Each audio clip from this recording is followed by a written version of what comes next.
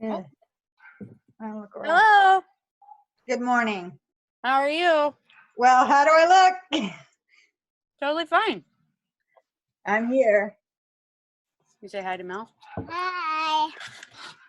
Oh, how are you, girl? What are you doing? Hi, Cleo.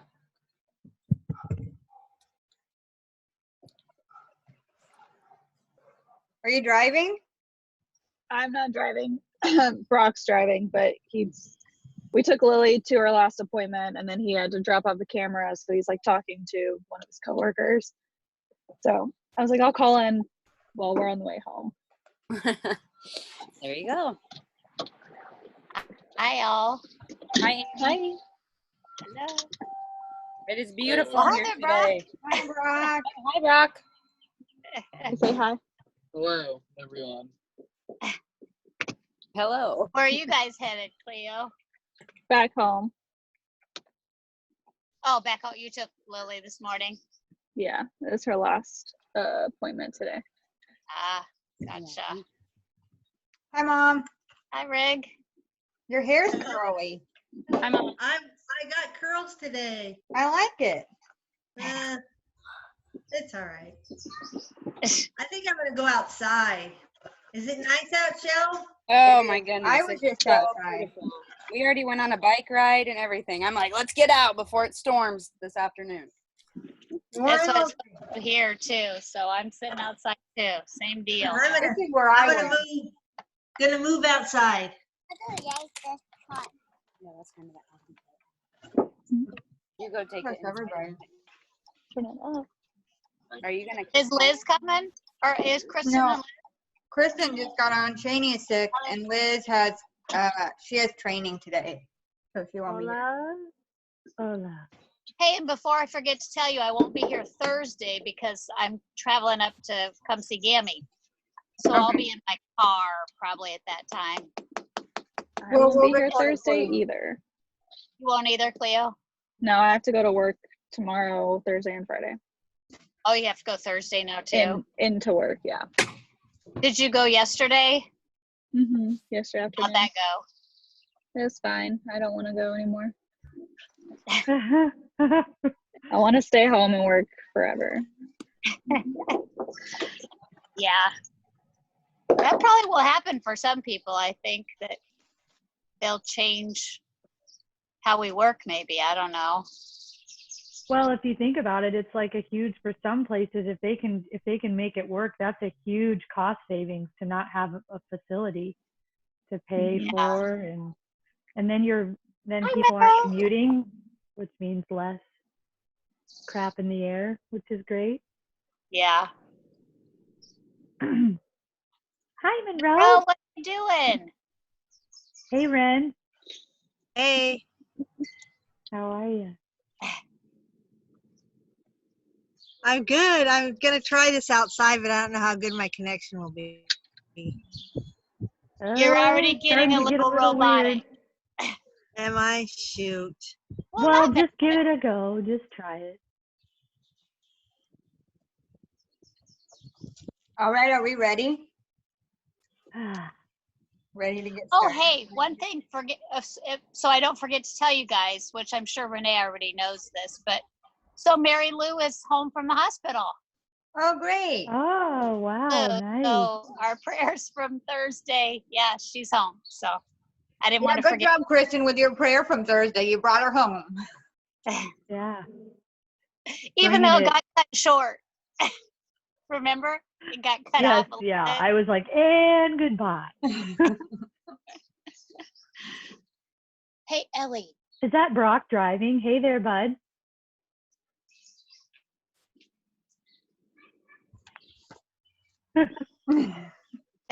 That's her. He's like, oh. Oh, she has a headphones, so he probably can't hear you. Yeah. Huh. Okay, well, ready to get started? Everybody? Okay. Sometimes people are like, look, I think that your cameras are frozen because you guys are just like not moving. Anyway, I'll just dance the whole time. Do you need me to do this so you know I'm not frozen? please do that.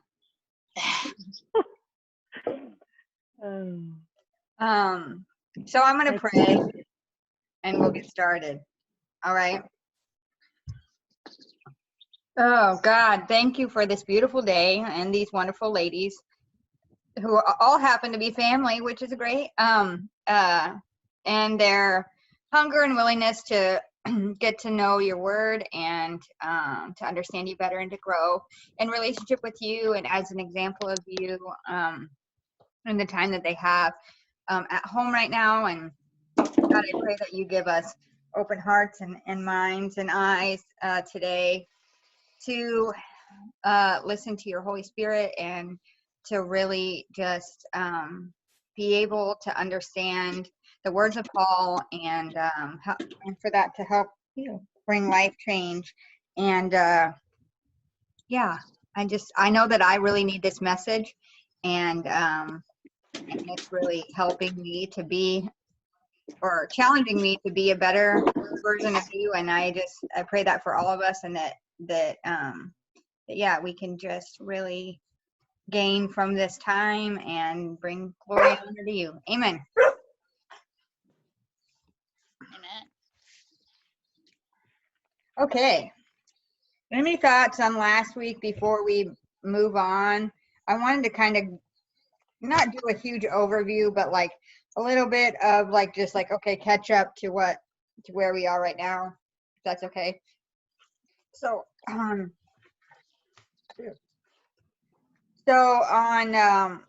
Thursday we talked about we talked a lot about that beginning of chapter 2, and just like just what Paul is asking them to do, like to be, and the humility and being willing to sacrifice and be others focused instead of selfish, so like selfless. And then uses that example of Jesus and his humility, and in that, like his willingness to be humble and be so like others focused, that like he not only died, but he died the most humiliating death that he could. And then because of that, because of his humility, because of his sacrifice and suffering, like that's what exalted him. It wasn't his striving to be anything. It wasn't his like royal his royal place or his kingship. It was his sacrifice, which is so different than what we expect, what the Romans, the people of Philippi, expected, as far as like to be first. You would have to strive to be first and do all these things. Instead, Jesus says, and we talked about in Mark, like to be first, you must be last. Like that he came to suffer, and so his followers should suffer.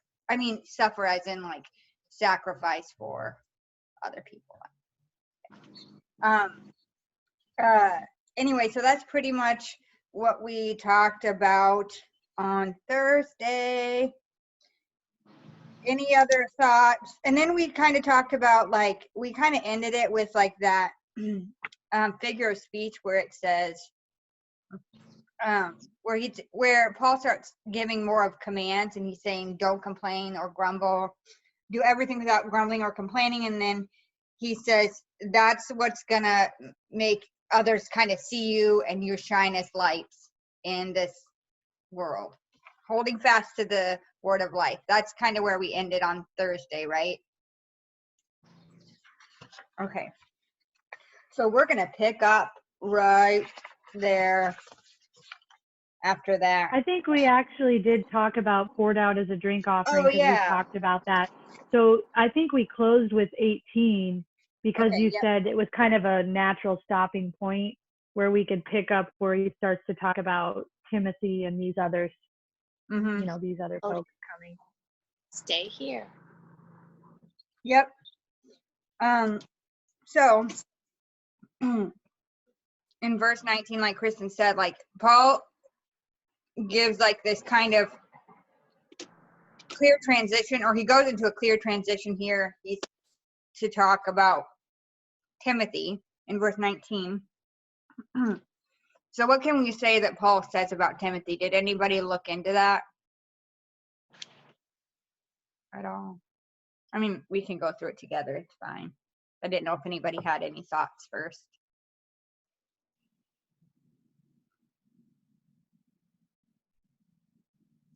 Yeah, go ahead, Kristen. Oh, Sorry, I saw you unmute, so I knew you were going to talk. well, reading through this, just kind of, he's talking about, I feel like what we can kind of, infer from this is that, Timothy is with him at this point, right? Is because he's saying, I'm hoping to send Timothy to you. Well, you also get that from the very first verse. Right. Yeah. So, and it's interesting because it kind of unpacks a little bit or shows us a little bit more about his relationship with Timothy here, like just that kind of this father and son closeness that, helps us understand their relationship and how important Timothy is to him and to, this mission, his partnership in that. Yeah. And you even see like in verse 20 through kind of like 20, well, most of it, it's like you said, like he really singles Timothy out as like his favorite sort of deal, like not just because of Timothy's character and his willingness to be there with Paul. He says there's no one like him. He's going to be genuinely concerned for your welfare.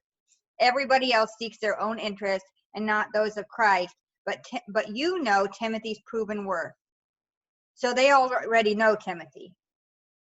And he says how, like you said, like how close Paul is to him, like how he's like a son to him, and he has served with him in the gospel. Then he says, I hope to send him as soon as I see how it'll go with me, and I trust that I will come also shortly. So that's what he says about Timothy. So you see that Timothy's selflessness here is what Paul is kind of pointing out, and Paul's as well, right?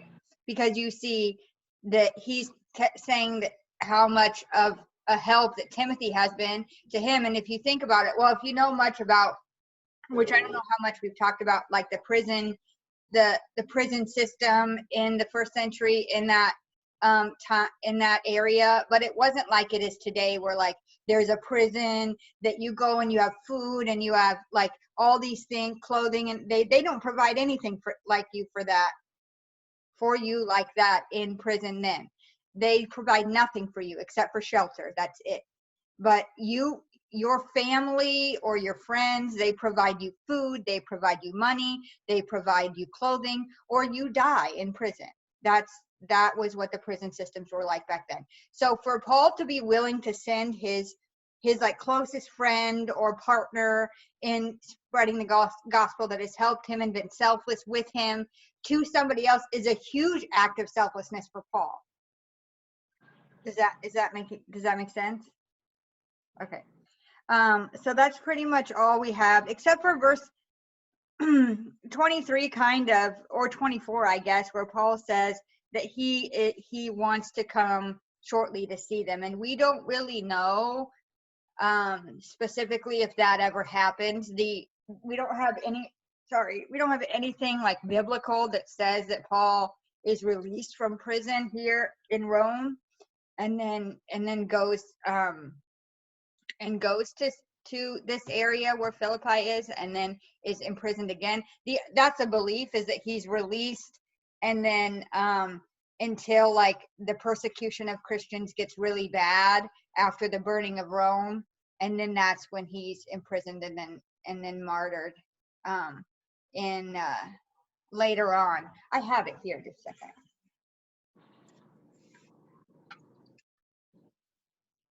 Yeah, so Rome is burnt down in 64, and then that starts it's called the Neronian persecution of Christians, and they believe that Paul like is martyred between 65 and I don't know 67 or something. That he's imprisoned again, and then that, and yeah. So most people believe that he's released and then does some more traveling and some more ministering and then imprisoned again. So anyway, we don't know for sure that he's able to go see them or not. That's just a thought. It's not really that important, I guess. So then in 25, so we've talked about Timothy. So in 25, he transitions again to Epaphroditus. That's a fun name. And so he says this stuff about him. He says, my brother and fellow worker, fellow soldier, and he says, and your messenger and minister to my needs. So what do we think that says about Epaphroditus?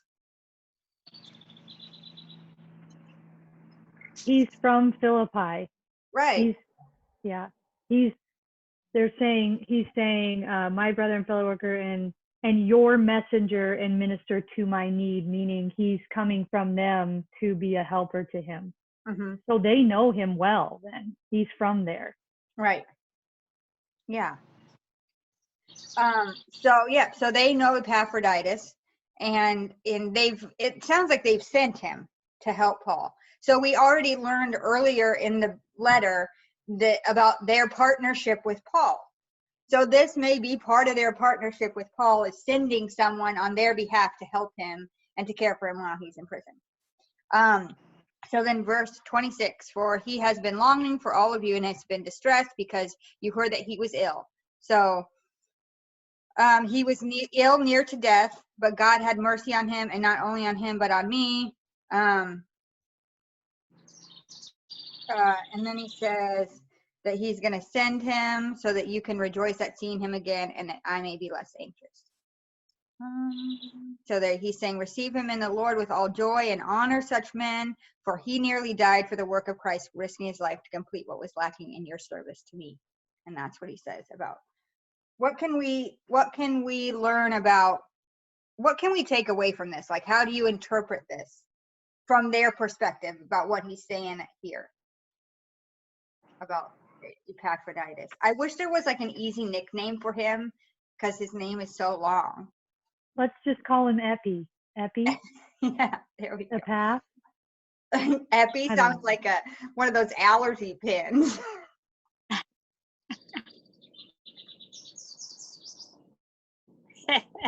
Any thoughts, anyone, on EPAP?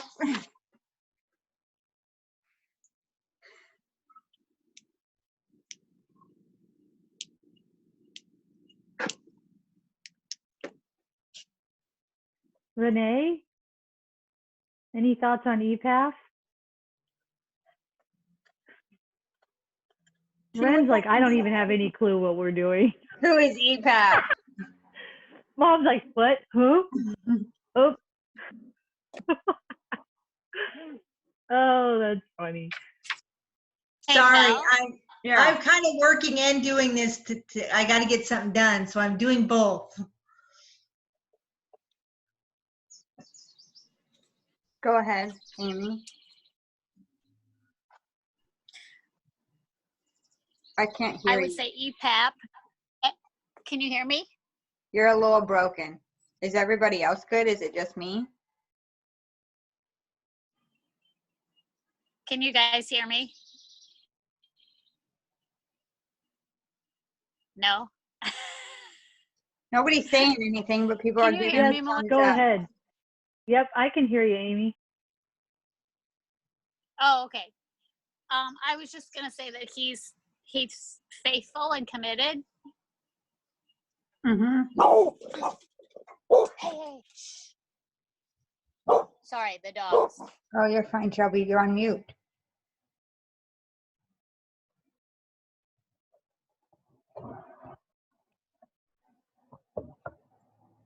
Anybody else about Epaphroditus?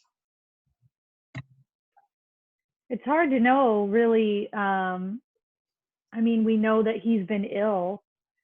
but we don't know a lot about him except for that he's, you know, obviously he's a servant, and like Amy said, you know, Yeah. Right. that he's there to be a help. And yeah. Yeah. I mean, you see that you see his sacrifice, I think that, or his willingness to sacrifice for, like in verse 30, where he says, like, for he nearly died for the work of Christ, risking his life to complete what was lacking in your service to me. So this is what I take away from like this transition that Paul is making here. And you'll see, well, you kind of see it at the beginning in Paul, because he uses his own life and his own suffering kind of as an example. He may not go into as much detail, I guess, as he does here, or it may look a little bit different, but he starts out pretty much talking about himself, and then he talks about Jesus, and then he talks about Timothy, and then he talks about Epaphroditus. So I think what he's doing is he's definitely given it examples of sacrifice and suffering and humility and selflessness. But I think that when it comes to, like, okay, so he uses himself, and then he uses Jesus, which we all know, like, Jesus is like, how can we even live up to Jesus? But then he uses these other, like, very like normal people, examples of people they know. So they know Timothy. He probably went to Philippi. I should probably know that he went to Philippi with Paul, or that's where Paul found him. I don't know for sure off the top of my head, but so they clearly know him. Paul explains that a little bit, and then so they use that example, and then he brings it even closer to home. You know, like, this is somebody that you sent to me, and I'm telling you, this is what he's done for me, and this is what he's done for the kingdom of God, like, and what he's willing to sacrifice. So I'm sending him back to you, and honor him, honor such men, and receive him in the Lord with joy, because of his willingness to sacrifice, because of what he's done for Christ. Do you think it's interesting? Go ahead. Sorry. No, you're good. Do you think it's interesting how he uses that little phrase, like, you know, and honor such men? Because it just jumps out to me for some reason, because it's just like what we know about their their culture is very kind of like patriotic, and they're just like, you know, like, I guess I think of, from what we've read, like, kind of, you know, like their idea of like honor, what men deserve honor, like may look differently because of their culture. And so it's like, I don't know, to me it's like he's saying this is what's honorable, is you know, the example here of selflessness, of this kind of thing, and like how that may conflict with like how they may view, you know, do you know what I'm trying to say? Like, I mean, it sounds like they have like a lot of like military, like, you know, like, you know, like, I thought from what we had learned that they had kind of this, not a militant culture, but like that, that was kind of like, you know, their Roman citizenship, and that was kind of really important in where they found their identity. And so, what's up? Sorry, I messed up my screen. That wasn't you. Okay. I just thought it was like interesting. muting myself because I live on, it's not really a busy street, but it's loud when people drive by, and my windows are finally open. So that's why I muted myself. But yeah, I agree. I think we can definitely be, based on what we learned about the Philippians earlier, before we started interpretation, like, we definitely know that it would be like a militant type of culture, because when they were conquered, then the people who inhabited that city were war heroes. So that's the background of who they were. And then I mean, I think that we can all like understand that sometimes, that a lot of the time, that when a culture is started by a certain group of people, that kind of like, it kind of like, they breed kind of that same, you know what I'm saying? Like, that influences how generations after that, kind of their mindset, right? So, so anyway, I think, yes, to what you're saying about this phrase, I think also, yes, you're very right that this is very important. I think it would be countercultural for them to honor these type of men because it doesn't look like success in the way that they would think culturally success looked like. But Paul is flipping it over just like Jesus did and saying this is where the honor comes from. It's from sacrifice and being willing to suffer and being humble and all those things. Selflessness. That's what is honorable in the eyes of God, and so in the eyes of us too, right? Yeah. Anything else that we want to talk about old E before we move on? No.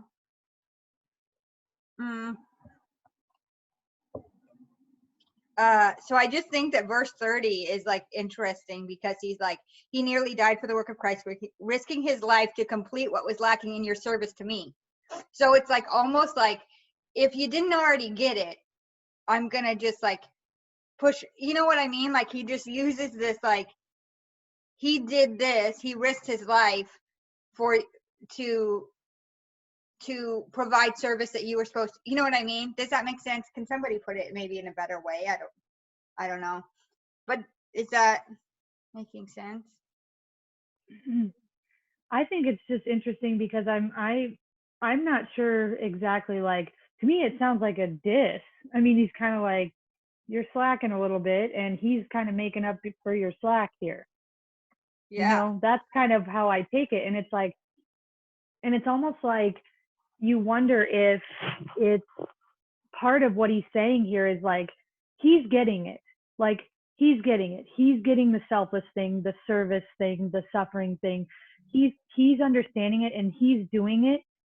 And it's like the way that I interpret that he's talking about their lacking in service to him is like, you know, the ways he's been coaching them that we've already seen, like get along with others, be others focused, don't be grumbling and complaining like the world around you. Like, because honestly, like if you think about them living that out, like what he's talking about and how he's like, you know, sharing with them, like, this is how you should be, that is in service to him and in service to the gospel. If they are living it out at home, whether they're there with him or not, that's in service to him and in service to the mission of what he's doing. So it's like, you know, when I read it, I think, see, that's kind of how I take it. Like, he is getting it, you know, and you guys need to take heed to what I've just mentioned already in this letter of like living this out at home, you know? Yeah.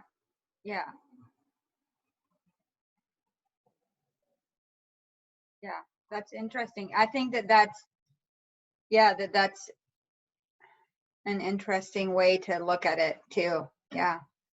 I mean, all you can do is kind of speculate on what exactly he meant there. And I think that either way, I mean, it could be taken literal, like you know, like he came and volunteered to come be with me because, you know, because your service was lacking to me. And I don't know why he said it that way, but Paul is kind of like that, I guess. I don't know.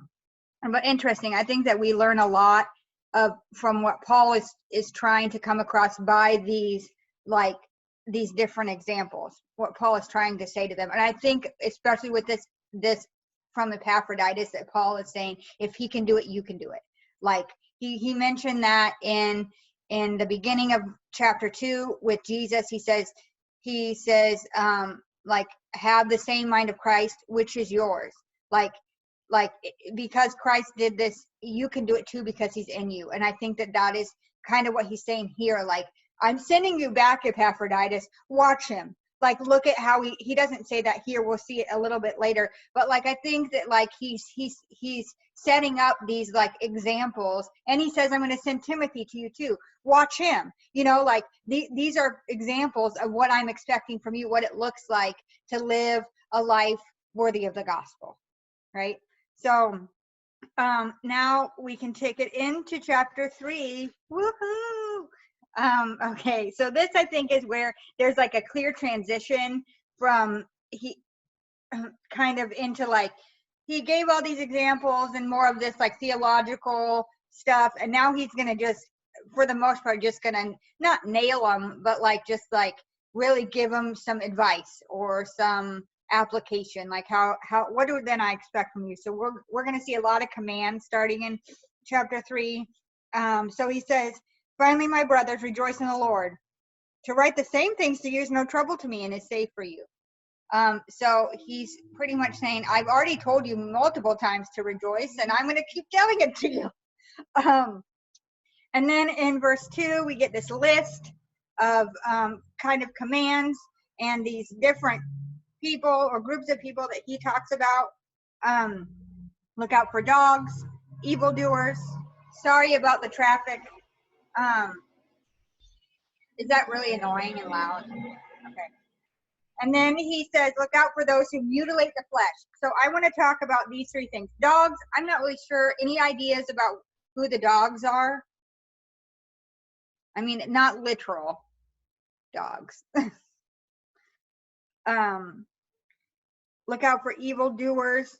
I'm not sure. Sorry, I guess like I'm not an expert, and so I'm not sure. Like, I can just only like kind of guess like that these are different groups. I don't think that he's saying like he's using like 3 different ways to talk about one group. I'm not sure, but I know what the last one is. So, but evildoers and dogs, I don't know if that's just like,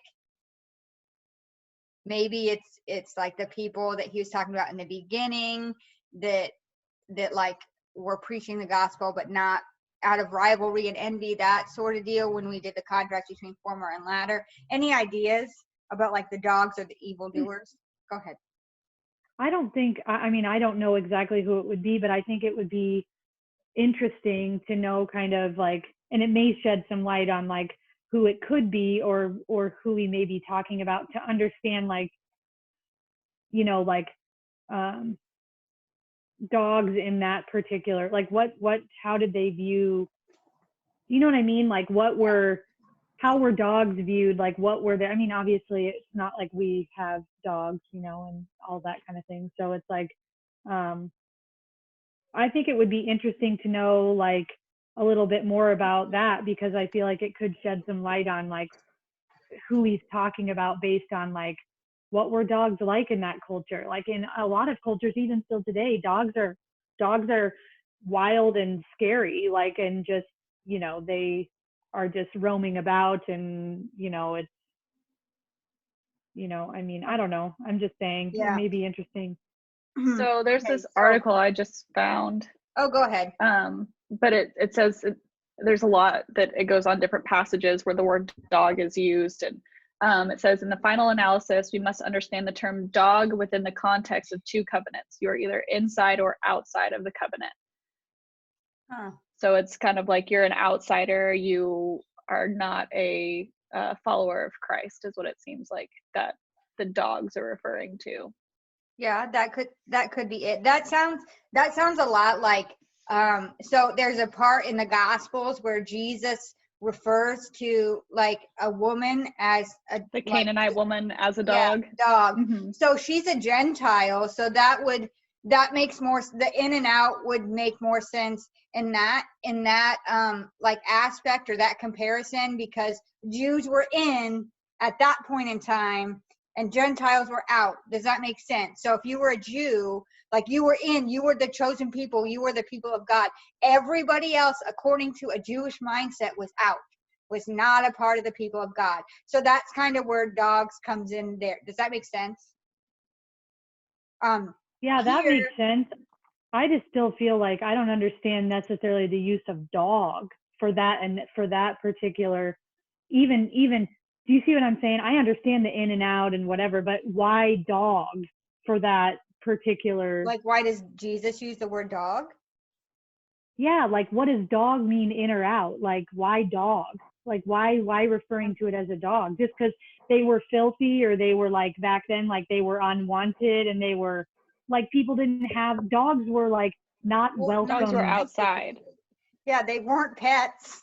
No. Then. Well, yeah, I understand they were outside. I just mean like Well, I don't the know. thing I that guess he says is like, he says like something about dogs and crumbs on the floor. Like, does that make more sense? Like the dogs eat the crumbs on the floor. That's what he says to it pretty much. So does that make more sense as an analogy than like just calling her a dog? Is that, I don't know.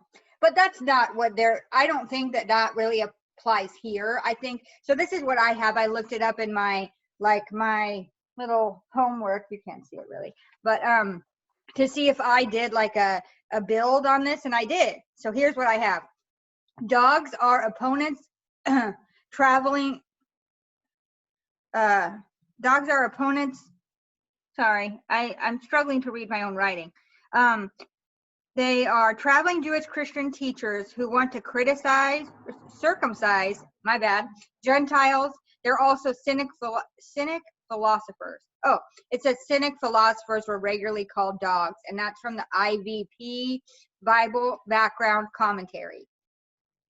So, so it's like cynic philosophers. So like, I guess pretty much people who are spreading a different message, I guess, is what it kind of means. So that's what and it says that they were regularly called dogs. So I think it's probably just like some sort of, like we have words that we use today that centuries ago they wouldn't know. And like a slang, it's like a slang type yeah. of, Yeah.